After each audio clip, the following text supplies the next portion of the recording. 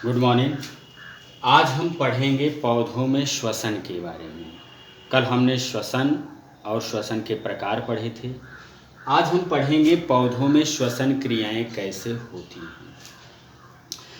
पौधों में भी सेम वही श्वसन क्रिया होती है। ऑक्सीजन को अंदर ले जाना, कार्बन डाइऑक्साइड को बाहर निकालने की प्रक्रिया को ही हम क्या कहते हैं? श्वसन कहते हैं।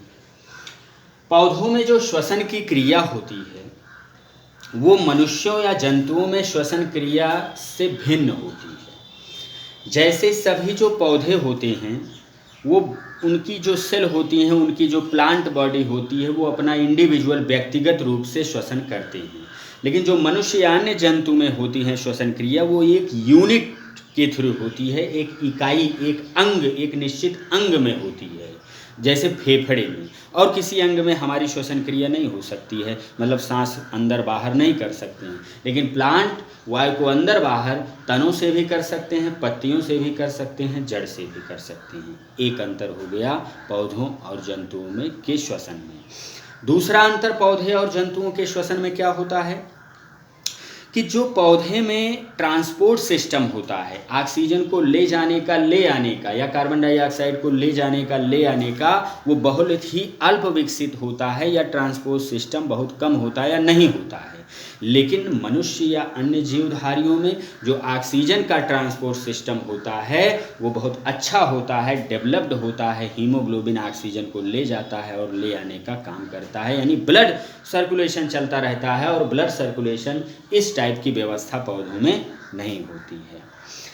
तीसरी मैकेनिज्म है कि जो प्लांट होते हैं वो धीरे धीरे ऑक्सीजन और कार्बन डाइऑक्साइड को ग्रहण करते हैं या बाहर निकालते हैं। लेकिन जो मनुष्य होता है वो तेज़ी से ऑक्सीजन अंदर भी ले सकता है और कार्बन डाइऑक्साइड बाहर निकाल भी सकता है।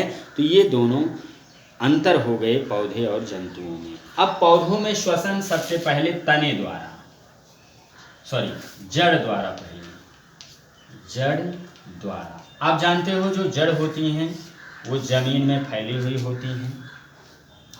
जड़ों के सिरे पर रूट हेयर्स पाए जाते हैं। रूट हेयर्स या मूल रोम कहते हैं इसको।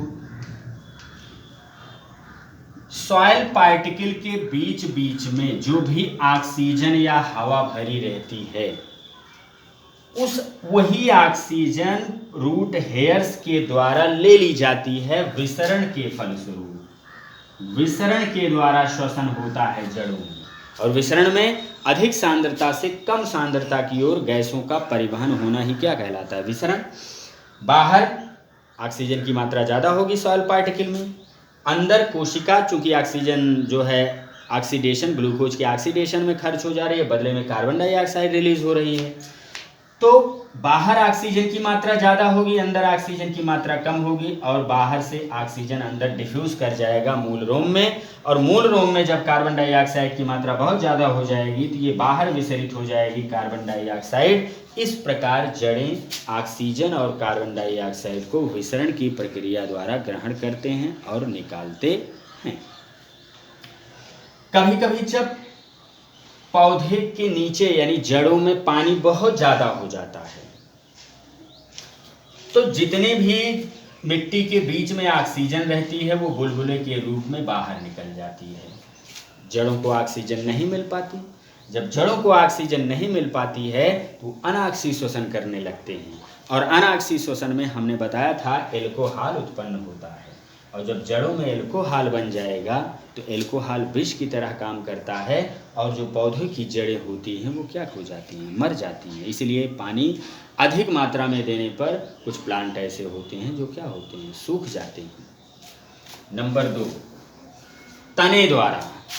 तने द्वारा जो हार्बिसियस प्लांट होते हैं, जो है जिनके तने मुलायम होते हैं या हरे होते हैं, छोटे पौधे जैसे मूली हो गया या जो है इसका ये आलू हो गया, ये जितने भी शाकीय पौधे इनको कहते हैं हार्बिसियस प्लांट, जिनके तने मुलायम होते हैं, उनके तनों में स्टोमेटा नामक छिद्र पाए जाते हैं। स्टोमेटा नामक छिद्र पाए जाते हैं, और उन्हीं छिद्रों से विसरण प्रक्रिया द्वारा वे ऑक्सीजन को ग्रहण करते हैं, कार्बन डाइऑक्साइड को बाहर निकालते हैं। लेकिन जब तने वही जो हरे ना रह करके काष्ठीय हो जाते हैं, लकड़ी युक्त, बिल्कुल गहरे काले या भूरे कलर के तने हो जाते हैं, या मोटा वृक्ष हो जाता है,